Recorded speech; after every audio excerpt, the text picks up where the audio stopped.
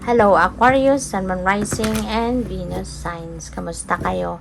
Sana po nasa mabuti kayong kalagayan. Welcome back po sa Star Tarot. At kung bago kayo rito, welcome din po kayo. Please subscribe, like, share my videos, and leave me a comment kung nakaresonate po kayo.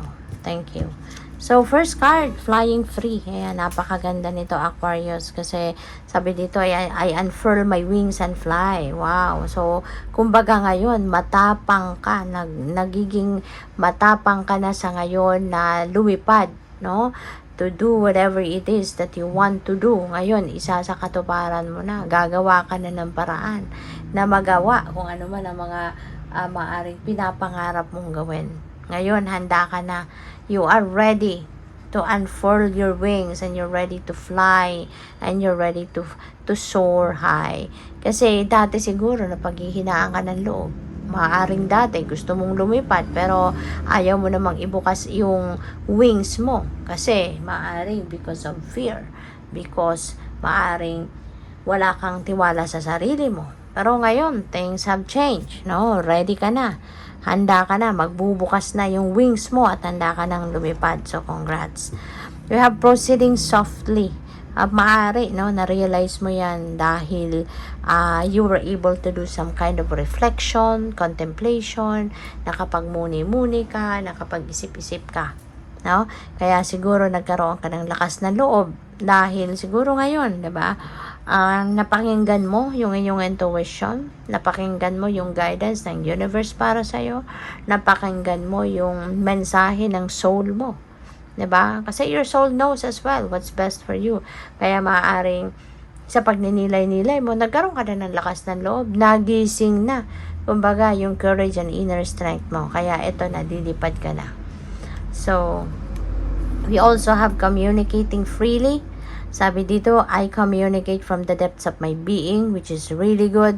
Kasi siguro din, dati hindi ka rin makapag-express ng saloobin mo. Maaring dati hindi mo rin masabi kung ano ang gusto mo. Hindi mo rin masabi kung ano talaga yung yung saloobin mo, no?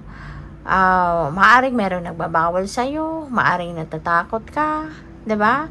For whatever reason, no, maaring napipigilan ka na makipag-communicate freely. Pero ngayon, maganda. No? Maganda ang nangyayari. Kasi ngayon, matututo ka nang magsalita. Matututo ka nang magsabi, mag-express ng kung ano yung truth mo. Ng kung ano yung nasa isip mo, ano nasa puso mo. 'Di ba? So, good for you. We have healing the past. Ayan, napakaganda ng mga pangyayaring ito sa buhay mo, Aquarius. Parang ikaw ay bagong buhay. No? Parang binibigyan mo yung sarili mo ng bagong buhay. So, ngayon, tingnan mo, napakaganda. You are definitely embracing your own truth sa ngayon. Diba? Malakas na ang loob mo. Gising na yung strength and courage mo. Kaya nga, meron ka ding courage na sa ngayon na kalimutan na ang nakaraan. Diba? You're healing the past. And with that, diba? Mangyayari yan kasi maybe you already have accepted in yourself, in your heart, na ganun talaga ang buhay. Kailangan mangyari ang mga bagay na nangyari. Kaya nangyari na ang mga yon. Diba? Maaring tanggap mo na ganun talaga. At with that acceptance, 'di ba, comes healing, comes forgiveness. Kasi hindi ka rin naman mapupunta sa healing process kung hindi ka pa rin nagpapatawad, 'di ba? Kaya maaari, no, nang iba sa inyo, may acceptance na, may forgiveness na, nakapagpatawad ka na, kaya eto na, you're healing from the past. 'Di ba? So, which is really good kasi kumbaga, eto na, magbabagong buhay ka na. You're giving yourself a chance of a new life, 'di ba? You are embracing newness, kumbaga new chapter in your life, and you are starting a new life on a clean slate. Maaring wala ka na ditong bigat sa loob, 'di ba? Wala ka nang bigat sa dibdib.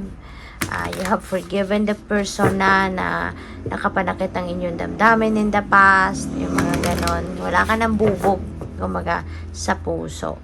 So, what else? And by the way, maraming salamat no, for subscribing.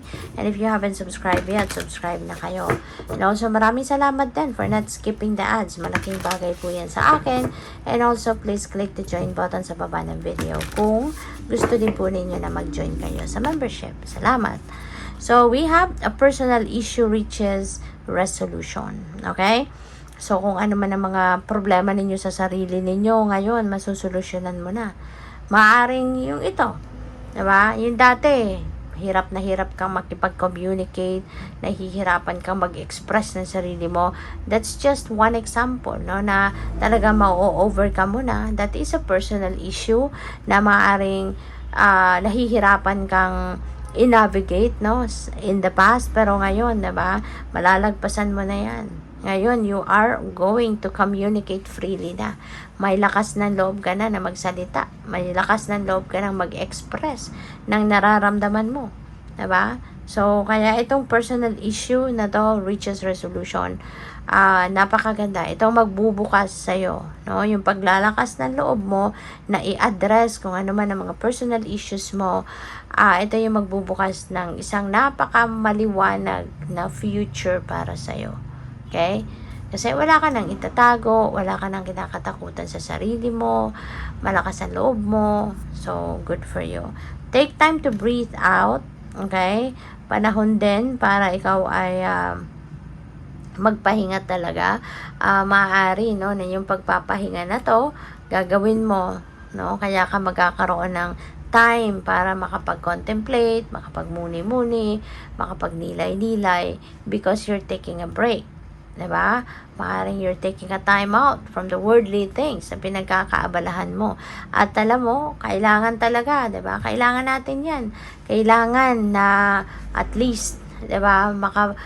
Once in a while, you know, mas maganda nga kung sa bawat, kunyari, sa isang linggo, may isa o dalawang araw, diba? Na nakakapag-contemplate ka, nakakapag-reflect ka, diba? Or nakakapag-unwind ka.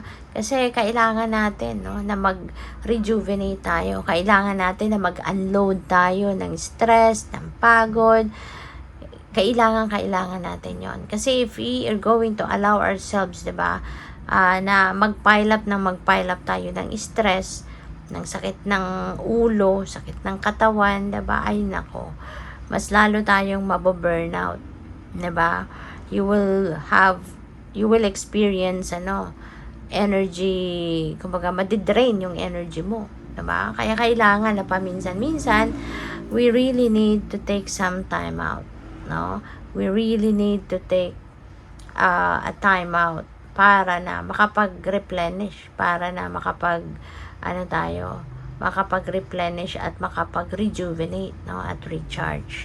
So, what else? We have your commitment is being tested. So, mayroong mga pangyayari dito na magaganap that will be testing you regarding your commitment. No? Maaaring test ito sa commitment mo sa person mo, sa romantic partner mo, sa kaibigan mo, diba? Sa kasosyo mo.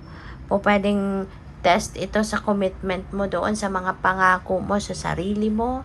Diba? May mga ganyan. Okay? So, there will be a test kung gaano ka nga ka-committed, no, sa kanila. So, show the world the real you. Ayan. It feels like you are going to. Diba? Ito na nga ang gagawin mo. Kasi ngayon, you are going to start communicating freely.